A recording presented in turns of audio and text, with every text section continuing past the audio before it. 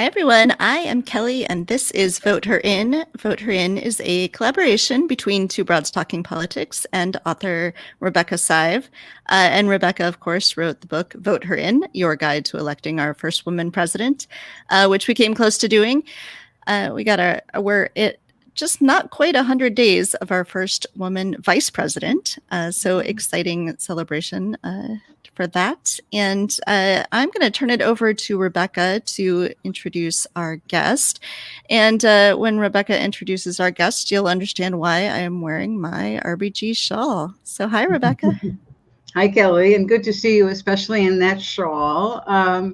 So welcome, everyone. We're delighted to be with you this evening and with our very special guest, Irin Carmon, who, as most of you probably know, wrote a wonderful book.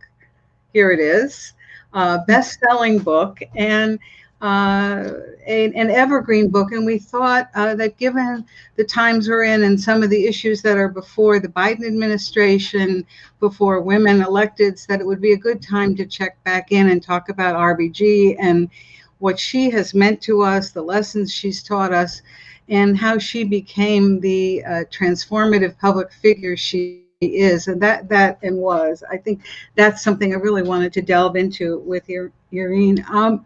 I wanted to just say in a personal note to start out that I met RBG, she wasn't known by that term, back in the 70s when I started my career, I guess, as a women's advocate. She and my father served together on the executive committee of the New York City Bar Association. And she was the only woman at the time, I believe, although she wasn't the first woman. You probably can tell us that, Irene. But it was something I said to my father at the time when I was starting out.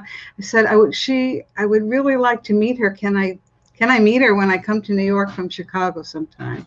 And I did, and of course it was thrilling. I don't believe that I met her again, but she is, along with some of the other women we've talked about on this show, one of my heroes, as she is for so many. So welcome. We're really glad you're here, Irene. And if you would start out by sort of sharing with us your notion of how RBG came to be who she is, because of course there were other women lawyers at the time, not many. There were other ambitious women lawyers, but she created a path for herself. That was she did singular. Indeed. Yes, she absolutely did create a path for herself that was singular. So, I often wonder what makes anybody someone who's able to overcome the kind of adversity that she did.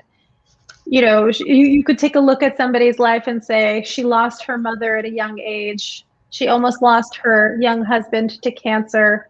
She was forced to stay up all night to take care of her family. She was a mother in law school. Nobody would give her a job because she was a woman, she was a mother, and she was a Jew. The same set of facts would have been completely justified in holding somebody back. But with her, they seem to give her kind of special steel. And I think ultimately she was a very rational person. In the beginning of her life, she did not question the way that things were, except kind of silently in her head. But when the women's rights movement re-blossomed, in her case, it's sort of encapsulated in the late 1960s, early 1970s, and her students and some of the lawyers at the ACLU were questioning the precedent that had held women back. I think her radicalization happened, where she really looked at the fact of her own life and understood that when she'd been fired from her job for being pregnant, when she'd had to hide her second pregnancy because she feared the same thing happening again, when she'd been told, we can't possibly pay you what we pay a man because your husband makes a good salary. All of these kinds of slights that she had endured quietly, the fact that she'd been an excellent student, the top of her class at Harvard and Columbia Law School, one of only 9 women, still couldn't get a job. None of that became a kind of political ideology for her until she understood her own experience in the context of the law.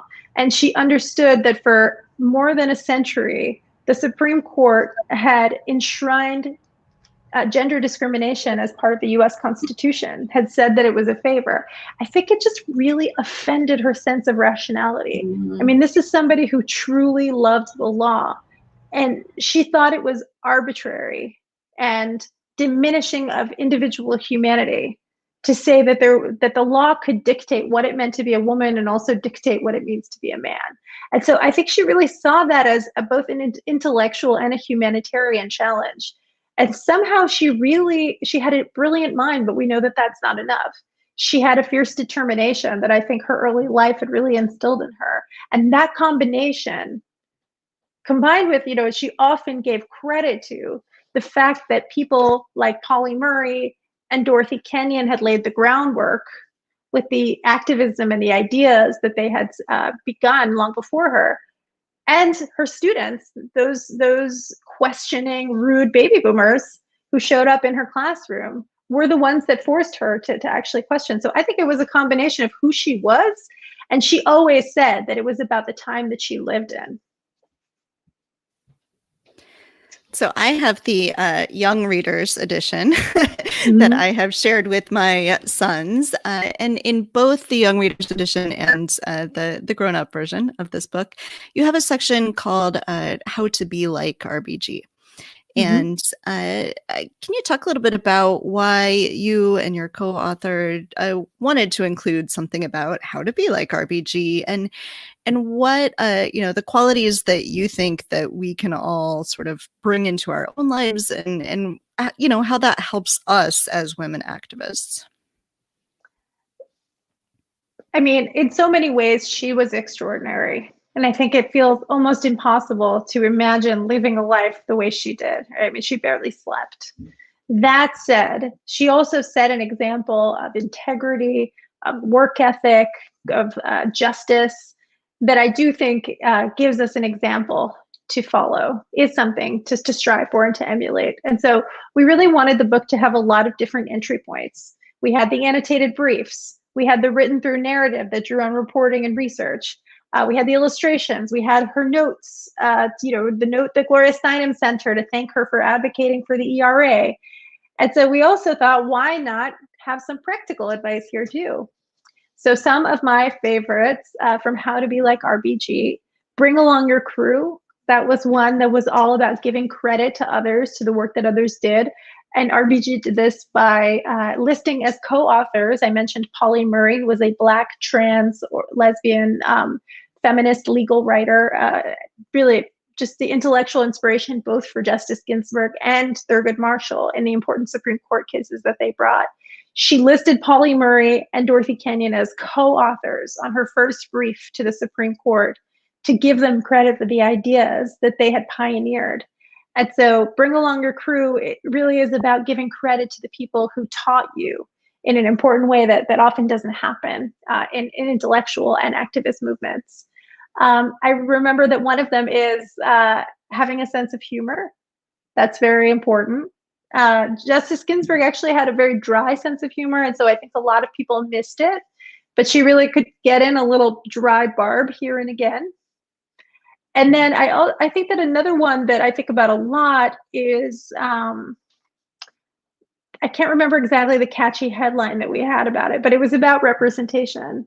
And Rebecca has done so much important work on this, but one of Justice Ginsburg's pithiest sayings was that women belong everywhere where decisions are being made.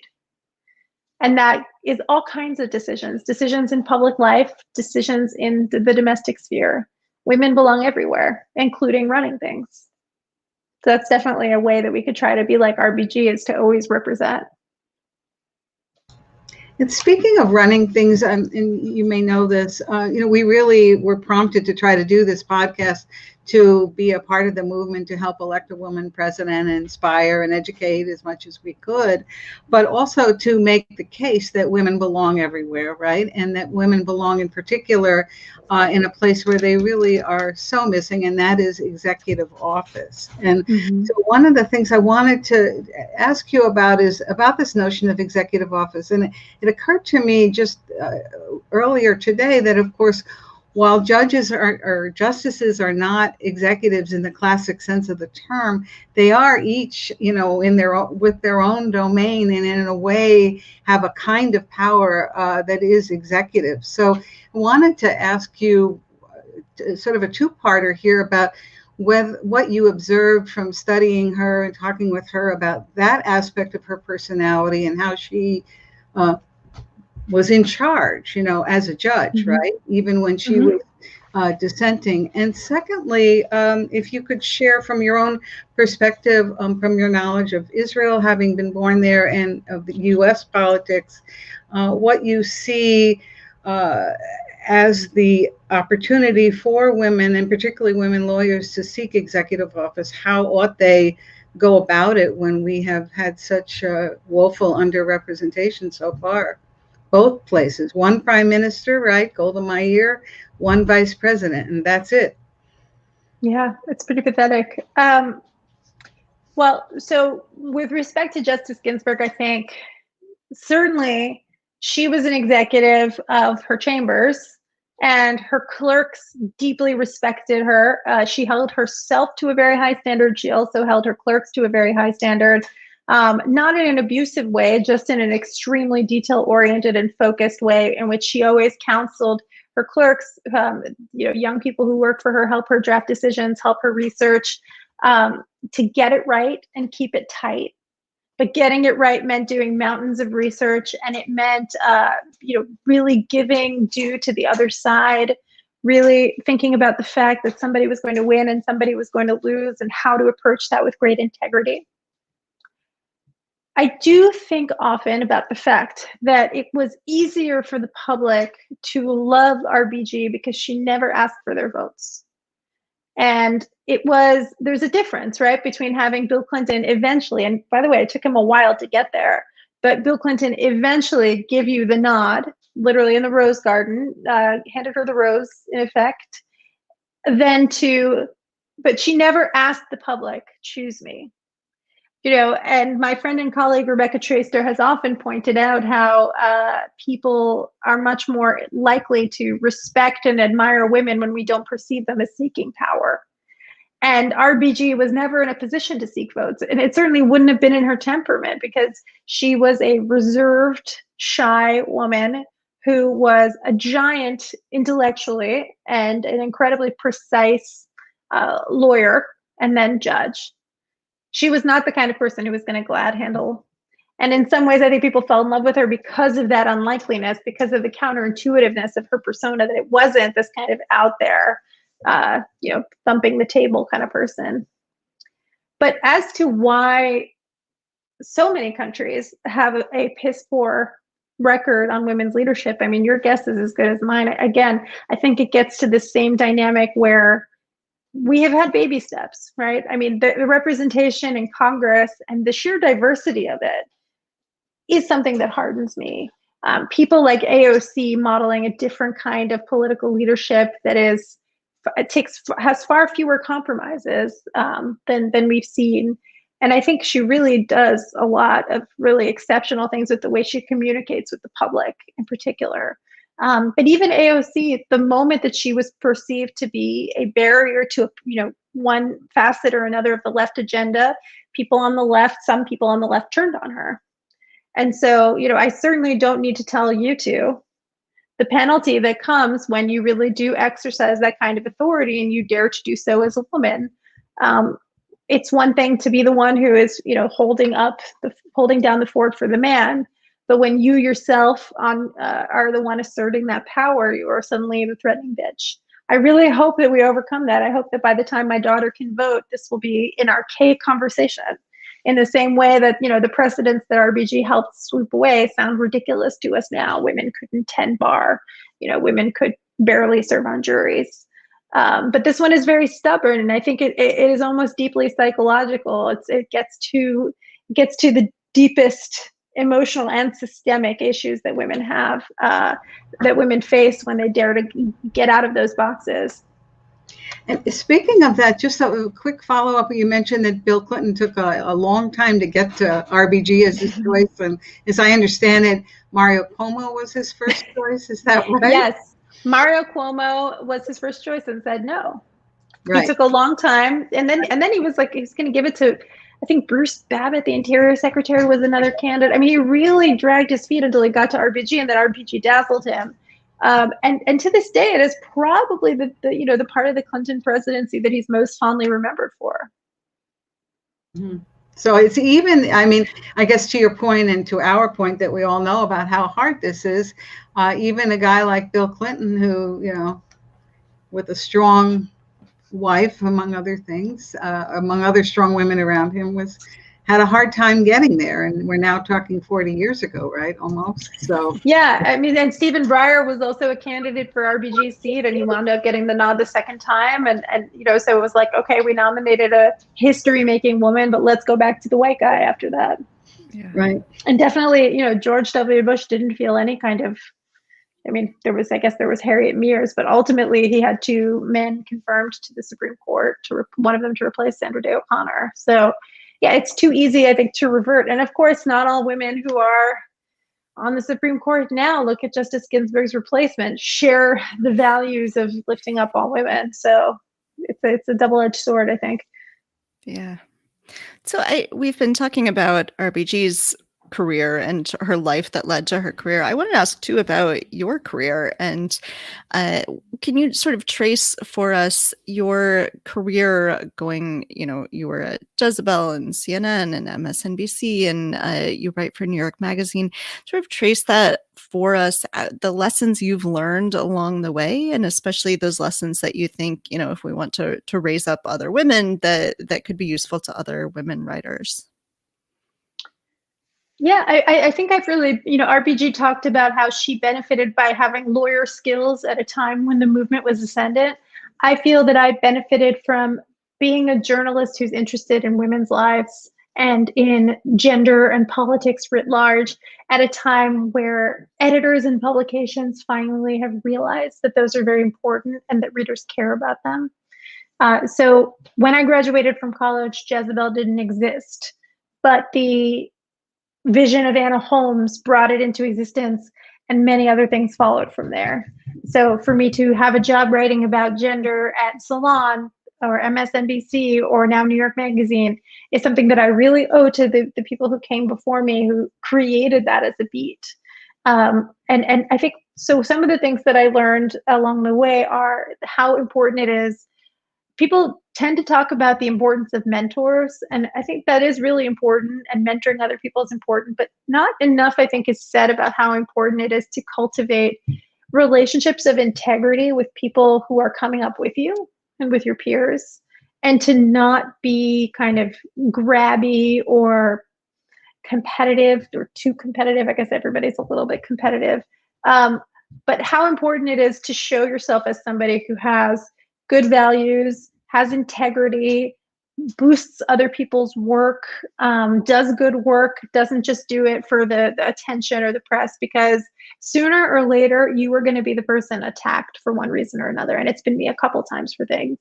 But you want people to know that you're a straight shooter and that you're honest, that you're a good reporter, that you're not a liar, that you're not an attention hog. And you're going to want also just to have those kinds of relationships and navigate through this cutthroat world of journalism, or any cutthroat world, really.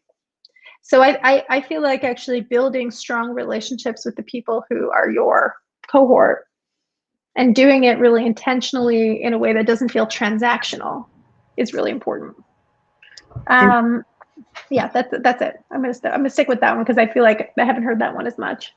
Yeah, I haven't heard it either. And speaking of that, we wanted to discuss with you, you know, the current Supreme Court term. There are some big cases, obviously, related to women. There's now a 3-member liberal contingent, 2 of whom are women. And they seem, I'm sure they respect each other and all of that. I don't know anything about their relationship, but they do have some differences of opinion that have been evident in the last few months in certain decisions. And I'm wondering if you could share with us your perspective on some of these bigger cases that are in front of the court right now, and, you know, how RBG might have looked at them, and whether we expect that the other women justices, I guess, Elena Kagan and Sonia Sotomayor in particular, will. Yeah, so I profiled Sonia Sotomayor for the magazine, and that was a few months ago. And one of the things that I observed is that even though she has long been a brilliant dissenter in her own right, she's really stepped up her game since RBG's death, kind of taking on that dissenting mantle even more than she was before. But she's very much doing it in her own way. She has, particular passions about unfairness in the criminal justice system. She speaks and writes very eloquently about race. And, she was herself a prosecutor. And I think that actually gives her a unique perspective on how the system often doesn't work. That was not RBG's background. Until recently, RBG had kind of tended to keep to herself or to Breyer the abortion dissents or opinions. And we hadn't heard so much from Justice Sotomayor writing separately about abortion rights, even though she always voted in favor of reproductive freedom, whether it was abortion or contraception or anything else. But after RBG's death, there was, what's known as the shadow docket, one of these opinions that or one of these cases that come up not through the normal process of the Supreme Court, where there is an oral argument, there aren't briefs. It comes up through kind of an emergency motion, and we don't even really know who votes unless they tell us who votes what way. And this concerned the Trump administration blocking access to abortion in the pandemic, forcing women to go to clinics when they could get their abortion medication through the mail, like other people were getting telemedicine for other medical services. And, because abortion is not treated like regular healthcare, it was being blocked. And the FDA under the Trump administration was defending this. And a majority of conservative justices agreed that they could continue to treat abortion as something other than medical care. And Justice Sotomayor wrote this ringing dissent. I want to say that this was January that she did this. And she quoted from Justice Ginsburg's opinions on abortion. And she also cited sources that RBG really would have cited. She also made a really strong intersectional case about how the coronavirus had disproportionately affected women of color, and how these same women would be disproportionately affected by these abortion restrictions. So this kind of this doubling effect of oppression. And so I really felt like in that moment, she was kind of tipping her hat to RBG's memory. Now, the good news is that the Biden administration has reversed this regulation, and now telemedicine will be more of an option for women seeking abortions and other people seeking abortions. The bad news is that that Sotomayor and Kagan and Breyer, if he stays on the court, are going to be dissenting on a lot of cases, including ones related to women's health, for a really long time. And they're just really, whether it's this term or the next term, unless there is a dramatic surprise in the composition of the US Supreme Court, unfortunately, a 6-3 court is not one that is going to be friendly to RBG's values. And it's one of the great tragedies of her life and her death.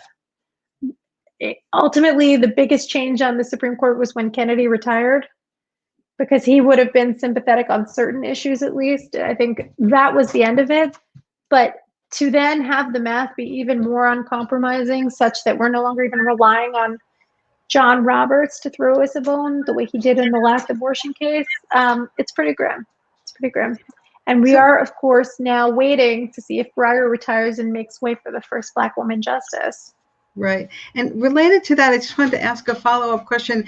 I mean, I've heard criticism of RBG saying, she should have retired so that President Obama could have made an appointment. And I wonder what your sense of that is, and knowing her and what the repercussions have now been.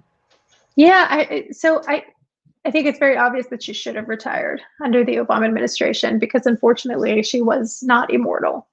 But I guess there's a difference between what would I have done and why am I not RBG, and why would RBG, and trying to understand why it was that RBG makes the decision. Again, me not being anything like her. And so, somebody who knew her said to me before she died, this, and I kind of incorporated this idea in my obituary essay, which is to say that, if she had listened to other people about what to do or how to proceed or what was possible, she wouldn't have accomplished everything that she did. And her stubbornness was usually a virtue. it was usually doggedness.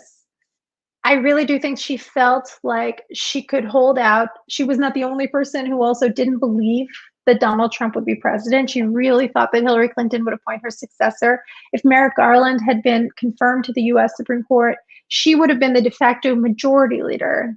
She would have been the senior justice in a liberal majority, and she was aching for that to be the case. So she thought, okay, Hillary wins. I am the senior justice in the majority. I can do some, this is my imagination, I can undo some of the damage of the Roberts Court. And then, of course, Trump wins, and she thinks, well, what choice do I have but to hang on? I also think there's some significance to the fact that I mentioned that in her early life, she really kind of just accepted the fact that she was marginalized, all the different ways that she was marginalized on the basis of her gender, her religion, her motherhood status. As a result, like many women, she really didn't start to live the professional life that she wanted to live until later, especially women of her generation. And so she was 60 when she was appointed to the US Supreme Court. Today, that would never happen. I mean, the justices that the Republicans appoint are getting younger and younger. Democrats are probably going to follow suit. And so I just think she wasn't ready. Now, of course, much more was at stake than her own personal journey. But if you want to understand why she made the decision that she made, I think that's why. So I wanted to ask too about the Me Too movement. You were instrumental in writing and collaborating with the Washington Post on the Me Too allegations against Charlie Rose. And I read a terrible tweet today, someone saying, Me Too is just hamstringed by, women just never learning how to be uncomfortable. And I want to sort of think through what is next for Me Too, where it should be going, how we should be continuing to sort of push forward this really important movement that's been happening. So, of course, the fall of 2017 was not the first time that people have organized to fight sexual assault and harassment. But it was the first time that I can ever remember the public's attention and the level of participation being as broad and as sustained. I kept thinking, when is this going to end? Because there's always been these blips where suddenly everybody is focusing on something that is unfortunately a persistent and endemic problem that you can find anywhere that you go. Progressive circles, conservative circles, the Catholic Church, the Jewish organizations and communities. But to have that level of attention for as long as we did, and there's a lot of theories as to why, was something that I'd never seen before. And it made possible for me to do some reporting that I'd been trying to do for 7 years, specifically this Charlie Rose story, because suddenly that meant people were open to speaking. Not every story has been told. We heard a lot of stories, but I'm reporting a story right now that has partially been broken open, but there's still a lot more to tell. People have started to get the vocabulary from Me Too to understand what happened to them.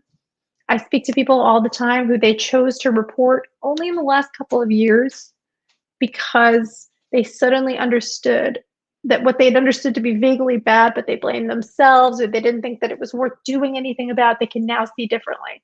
So I would say that even the kind of elementary basic work of the beginning of Me Too, which was actually naming and in many cases formally reporting this kind of abuse of power, that's still happening. That definitely is not over. What's different is that there's a lot more fatigue. There isn't that sustained attention. A lot of people think it's over. And I think that, unfortunately, is more like the way things were before, which is that people just don't care. And I wish that more people cared. And I think as a journalist, it's incumbent on me to make people care about anything that matters, including abuses of power. And so, a striking thing is that incredible reporting has been done about Andrew Cuomo. Right. But there is a kind of sense of malaise about it. It may be that there's more to come out, or the investigation will take a different shape. He's wounded politically, but he has not resigned. And I think that's following the example of Donald Trump. Donald Trump, of course, the ultimate case of impunity, maybe not for much longer. E. Jean Carroll's case is still making its way through the courts. So to me, it feels like the next step is to just finish the job. And speaking of finishing the job and the next step, I think that's what we want to take away from talking with you today, and from looking at Notorious RBG and understanding that she stayed up late, she got up early, she kept on working. And even if there is that malaise out there that you speak of, that we will try to follow in her footsteps and do the same. So thank you so much for joining us and sharing your wisdom on this heroine of all of ours, and we'll just keep on marching. So thanks again. Thank you to both of you. Thank you. I will wave my little RBG action figure as we sign off. Great shawl. I love that shawl. Thank you.